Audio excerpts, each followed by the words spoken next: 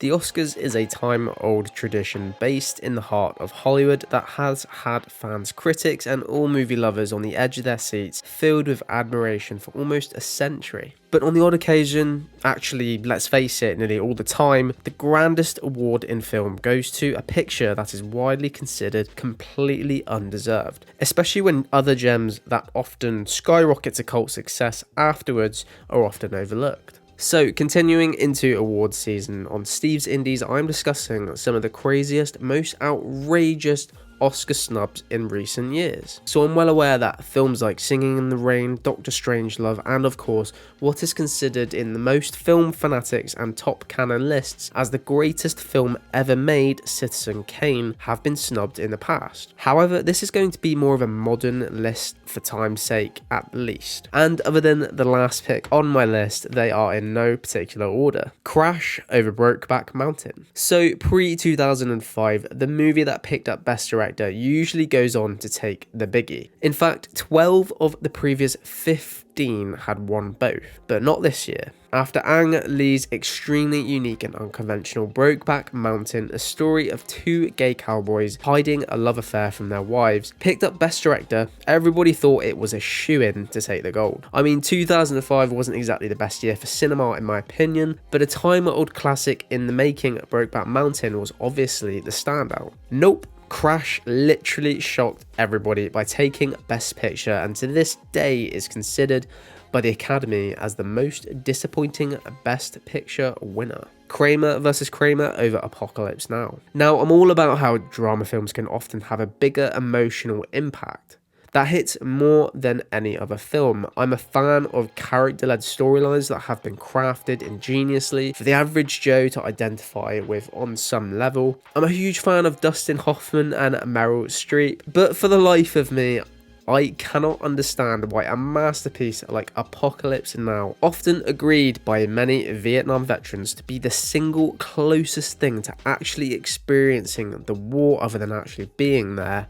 couldn't win Best Picture. It's one of my all-time favourite films about the mental struggles of war, made in 1979, which, and I'm aware I'm in a minority when I'm saying this, considering Godfather exists, I would consider this to be Francis Ford Coppola's best film. Yep, I said it. Annie Hall over Star Wars. Okay, all I can say about this one is what the f***.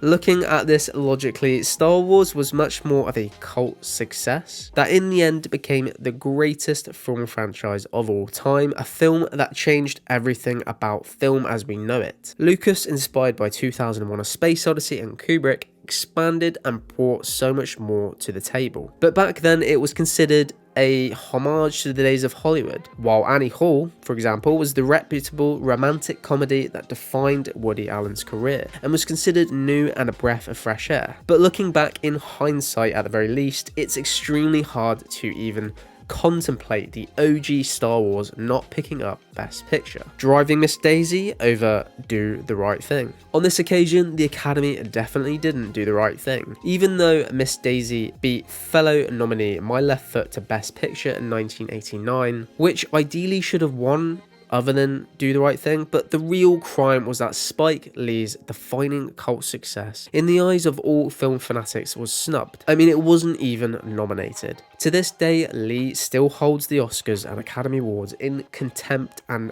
dare I say it, that he's one of the reasons why the new diversity rules are in play.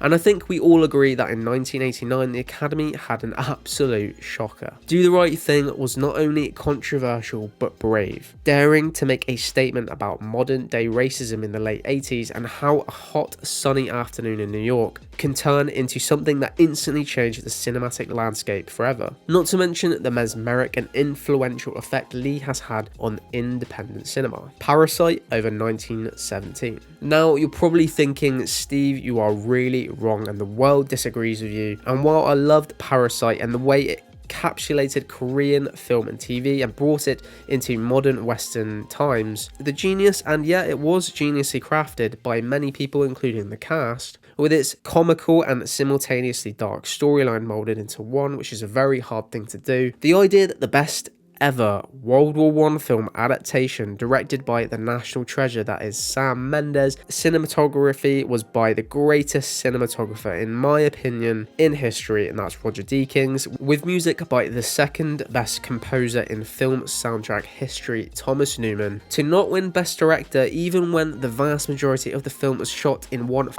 take, culminating in a vast directional stunt where if one thing goes wrong, it's extremely hard to be restarted in the most epic war scene in history of modern cinema. Yeah, there's no question for me that 1917 picks up Best Picture. Parasite was extremely enjoyable, but something about 1917, and it's not just the war aspect, the grandeur, the bravery, the absolute homage to the people that served in the First World War.